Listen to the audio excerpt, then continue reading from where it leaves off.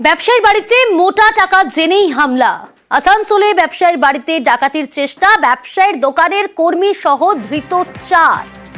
ডাকাতির মূল কারণটা কি, আরো ডিটেল জানাবো। দীপক রয়েছে আমার সঙ্গে। দীপক, কি কারণে ডাকাতি?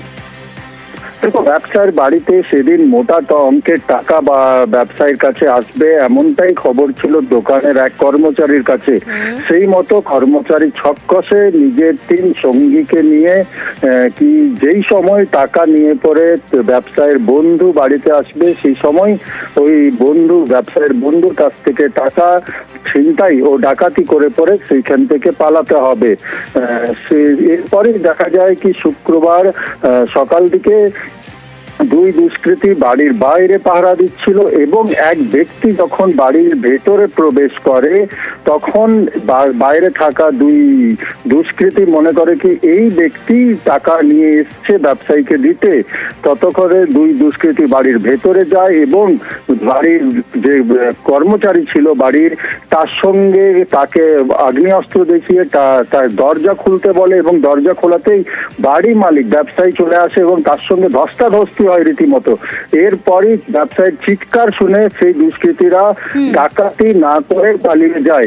সুতরাং পুলিশ সূত্রে এমনটাই খবর পাওয়া যাচ্ছে, তদন্তে উঠে এসছে কি ব্যবসায়ীর বাড়িতে সেদিন মোটা অঙ্কের টাকা আসতো, যে টাকা ডাকাতি করার উদ্দেশ্য করেছিল, ছক কষেছিল ব্যবসায়ীর এক কর্মচারী 3 সঙ্গীকে নিয়ে, যাকে ইতিমধ্যে গ্রেপ্তার করা হয়েছে 4 জনকে।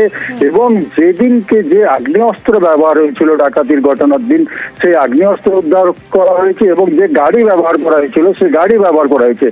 পুলিশ এখন আদালতে তুলে তাদেরকে নিজেদের হেফাজতে পেয়েছে এবং এই ঘটনার সঙ্গে আরো কারা কারা জড়িত রয়েছে তাদের খোঁজে তল্লাশি চালাবে।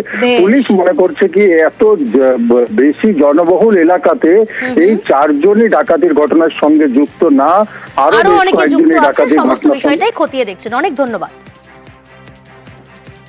এখনো পর্যন্ত আমরা 4 জনকে অ্যারেস্ট করতে পেরেছি। শাদাব আহমেদ যে আছে, এই ফার্নিচার তৈরি করে এই ক্যালকাটা ফার্নিচার দোকানে ফার্নিচার দেয়। ব্যবসায়িক সূত্রে সুবীর বাসুর বাড়িতে যাতায়াত ছিল। ক্রিমিনালদের খবর দেয় যে ওর বাড়িতে ওই দিন একটা মোটা অঙ্কের টাকা আসার কথা আছে। এই অপারেশনে এরা 4 জন ছাড়া আরো বেশ কিছু ক্রিমিনালের ইনভলভমেন্ট আমরা পেয়েছি। গাড়িটা সিজ করেছি এবং ওই গাড়ির ভেতরে একটা ফায়ার আর্মস আমরা পাই, যেটা এই ক্রাইমে ইউজ হয়েছে।